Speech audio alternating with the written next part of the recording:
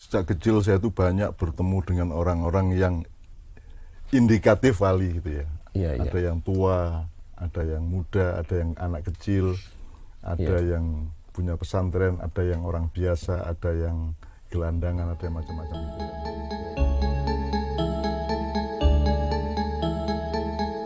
Nah, wali itu kan bukan panggilan, tapi identitas.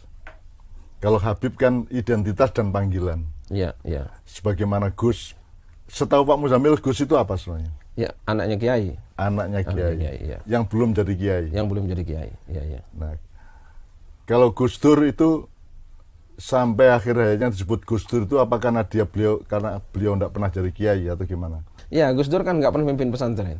Ah, oke. Iya, jadi Gus Dur putra Kiai Wahid dan Gus Dur terus nggak mimpin pesantren. Iya. Gitu ya. Jadi tetap Gus gitu ya. Iya, tetap Gus. Ya.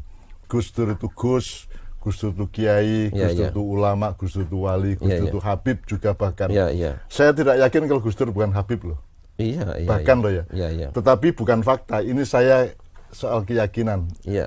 Masa orang kayak Gus Dur bukan Habib kan? Gitu. Betul, betul. Menurut saya loh ya. Jadi Iya, saya optimis saja. Saya junjung semuanya insya Allah dengan husnudzon kepada Allah dan kepada hamba-hambanya sesama manusia dan bangsa Indonesia. Iya. Nah, ada bermacam-macam indikasi atau perilaku Pak Muzamil. Yang seperti Pak Muzamil pernah ceritakan mengenai orang gila karena menyakiti wali Allah tadi. Betul, Ya. betul ya.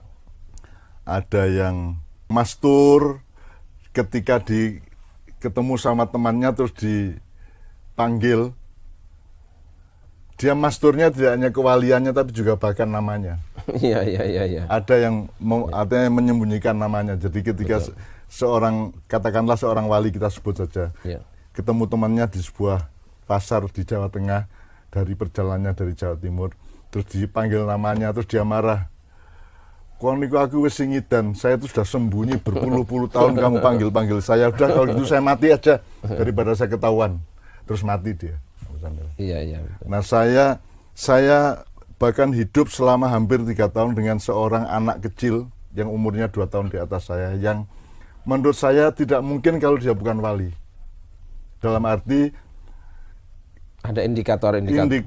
pengetahuan dan kemampuannya itu sangat jauh melebihi manusia biasa. Misalnya dia tidak hanya hafidul Quran, tidak hanya hafal Quran, dia bisa saya tanya, Gus, dia manggil saya Cak, saya manggil dia Gus gitu ya. Kalau Cak kan jelas bukan wali ya. Iya. Gus, Quran halaman 113 baris ke 21 kata kelima apa? Dia langsung sebut. Jadi ada teman saya itu yang 2 tahun di atas saya itu anak yang karena hidupnya prihatin dengan bapaknya kerja di sawah, suatu hari dia kemudian semacam kalau bahasa Jawanya kang selupan atau dia mendapatkan install dari langit sehingga dia tiba-tiba hafal Quran, dia tiba-tiba mengerti, dia kasaf, dia ngerti orang tadi berbuat apa, Pak Lurah barusan jual apa dan seterusnya, dia ngerti sehingga desa saya itu gempar karena dia mengetahui semuanya. Sampai mengetahui, Mbok, anakmu itu nanti 3,5 bulan lagi meninggal. Sekarang beliin kambing biar dia senang. Sampai begitu. Dan bermacam-macam peristiwa. Iya, iya. Nah, tetapi Pak Muzamil yang ingin saya tanyakan, apakah kewalian, katakanlah kalau itu wali ya, Iya. apakah kewalian itu 100% gift atau hidayah atau fadilah atau pemberian dari Allah, ataukah bisa diperjuangkan oleh manusia? Ya, kalau menurut yang saya dapat dari kiai saya, orang hanya bisa berusaha untuk menjadi orang yang soleh, tapi tidak bisa menjadi wali kalau tidak diangkat oleh Allah. Kan itu hak prerogatif Allah. Iya. Sekarang kalau ada klausul di mana orang yang soleh ini mengalami suatu peristiwa dengan orang yang ditunjuk Allah sebagai wali, kemudian yang dimenangkan Allah yang soleh, bisa enggak? Bisa saja. Bisa saja. Terserah Allah ya. Terserah Allah yang maha lembut, yang maha detail menilai segala sesuatu. Ya, Nabi Musa saja dikalahkan oleh wali, padahal wali itu di bawahnya. Iya. Nabi Musa kan nabi. Nabi Musa doanya berhari-hari gak diterima oleh Allah Ta'ala karena gara gak mengajak seorang wali untuk berdoa. Yang namanya siapa itu Al-Aswad itu. Ya, Al-Aswad. Ya. yang bukan yang sakit. Bukan. Yang sakit Nabi Musa matanya minta hujan tapi gak turun-turun. Terus Allah Ta'ala, gimana Tuhan? Saya kok sudah berdoa, ngajak puluhan ribu orang kok tetap gak turun hujan. Ya itu salahnya kamu karena kamu tidak mengajak kekasihku. Nah, itu.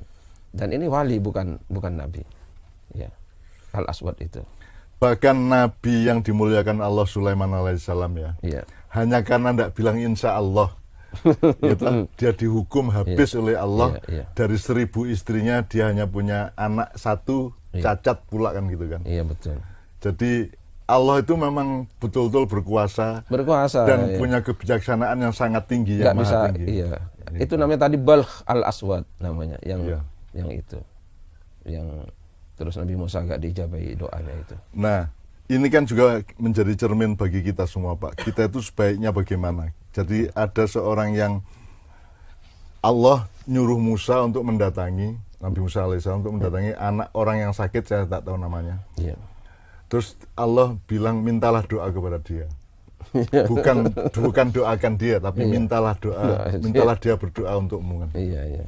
Terus Nabi Musa mencari orang itu dan ternyata dia dalam keadaan tergeletak, sangat sakit, hampir lumpuh dan meripatnya itu keluar.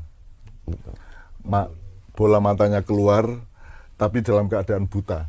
Iya. Terus begitu Nabi Musa mendatangi kan Nabi Musa tidak tega, terus langsung mendoakannya. Iya. Terus orang itu marah, loh, kamu jangan mendoakan saya, nanti kalau doamu dikabulkan saya yang susah. Susah gimana? Loh, saya ini sakit kayak gini nih yang membuat saya dekat dengan Allah. Iya. Kalau kamu doakan terus saya jadi sembuh, belum tentu saya sedekat ini dengan Allah SWT. Nah, itu kan kita ibaratkan ini ada otoritas seperti Nabi Musa, wali apa nabi, terus ada keawaman seperti orang yang sakit itu kita ibaratkan itu kita. Jadi kita ini lebih baik hidup sejahtera, sehat walafiat, tapi tidak sedekat itu dengan Allah, ataukah kita ini sakit dan menderita yang membuat kita menjadi lebih dekat dengan Allah, kan itu kan juga sebuah pilihan yang untuk orang modern tidak normal itu. Iya. Kalau orang modern mesti memilih yang sehat dan dekat kepada Allah. Iya. Dia tidak ngelihat dikitnya, Pak. Apa namanya? Iya. Jadi si Mendulu mantannya tadi kan mengatakan, loh, kalau kamu doakan terus Allah menyembuhkan mungkin saya tidak bisa sedekat sekarang ini dengan Allah. Iya. Bukan tidak dekat, tetap dekat meskipun kita kaya, kita sukses, tapi mungkin tidak sedekat kalau kita tidak sukses dan kalau kita menderitakan gitu. Iya. Jadi itu ada jarak, ada rentang yang sangat tipis tentang kedekatan dengan Allah itu. Iya.